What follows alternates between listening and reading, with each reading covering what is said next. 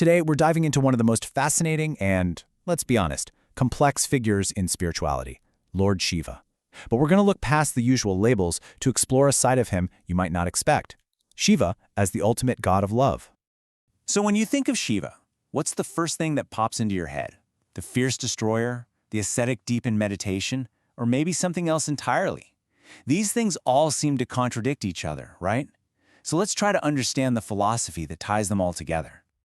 To figure this out, we're not just going to guess, we're going straight to a key source. This whole explainer is guided by the book Lord Shiva and His Worship, which, it turns out, gives us a really clear way to understand this profound deity. And our guide for this journey is the author himself, Sri Swami Sivananda.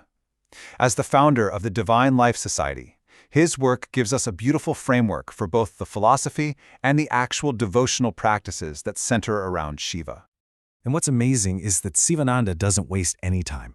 He doesn't start with destruction or austerity. He starts right here, with love, boundless grace, and guidance. And that idea, Shiva as a fundamentally good and merciful force, is really the heart of what we're exploring today. So how can this god of love also be the ultimate reality itself?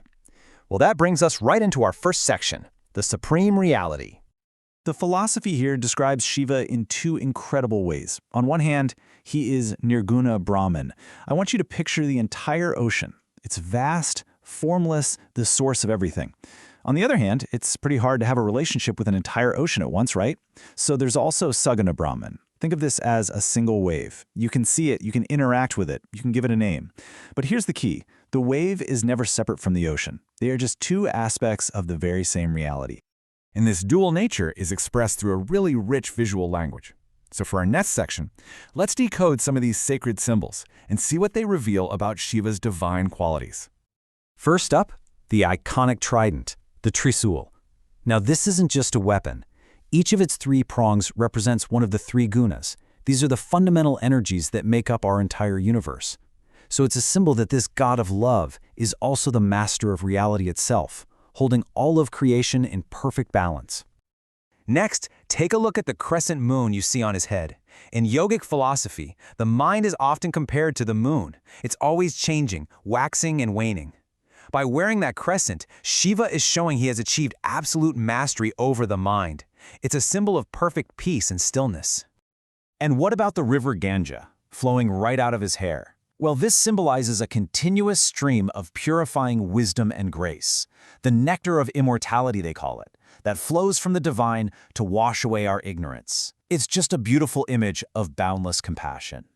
You'll almost always see serpents on Shiva. Now, in many traditions, snakes symbolize mastery over life, death, and rebirth because they shed their skin.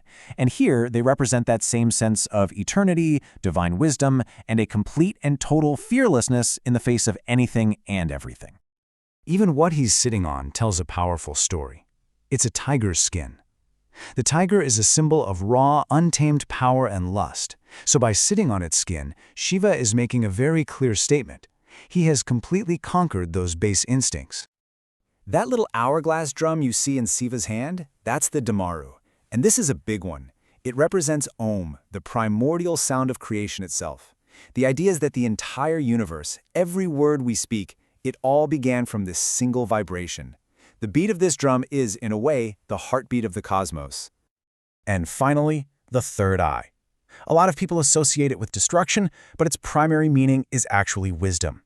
This is the eye of inner vision, the one that perceives a reality far beyond what our physical senses can tell us. It's the source of true knowledge that burns away all illusion. Okay, so we have the philosophy, we have the symbols, but what do you actually do with all this information? How does a person connect with this divine reality? That's what our third section is all about, the path of devotion.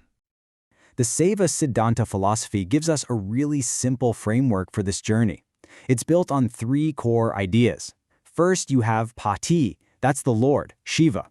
Then there's Pashu, that's the individual soul, kind of caught up in the world. And finally, Pasa, that's the bond itself, the thing that holds us back, made of ego, karma, and illusion. So the path to breaking that bond is laid out in 4 stages that move from the outside in. It starts with Chariai, which is all about selfless service, like helping to maintain temples. Then it moves to Kyrie, which is focused ritual worship. From there, the practice turns inward with yoga, meditation. And the final step? Jnana, the direct, unshakable personal realization of God through pure wisdom. Now, at the very heart of this devotional path is a single, powerful mantra, Om Namah Shivaya. The source text calls it the Panchakshara, or the five-lettered formula, and it is absolutely central to the worship of Shiva. But this is so much more than just a sound. You can think of it as a formula for liberation. Each syllable has a specific meaning. Na and Ma represent illusion and our worldly bonds.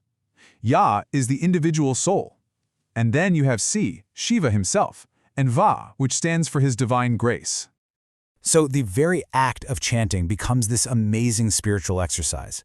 By repeating the mantra, a devotee is consciously directing their soul, Ya, towards Va, that divine grace, and doing that naturally pulls the soul towards Si, Lord Shiva, and away from the bonds of Na and Ma. It's literally a formula for liberation. So if this is the formula, what's the ultimate goal? Where does this path actually lead? Well, in our final section, we're going to explore what that state of liberation really is. The goal is to completely remove those three bonds, ego, karma, and illusion. And the result isn't just freedom, it's a merging with the divine. The text describes this state as Sivananda, which literally means the eternal, unending bliss of Shiva himself. This final quote from the text just perfectly captures that feeling of oneness. This is Shiva speaking from the perspective of ultimate reality, saying that all of creation, its beginning, its middle, and its end, all of it exists within this single, timeless consciousness. And so, Sivananda's work leaves us with a pretty big question. He's laid out this clear, detailed path toward a state of eternal bliss. So in our own world of constant distractions and temporary happiness, what could this ancient vision of a profound, unchanging liberation mean for us today?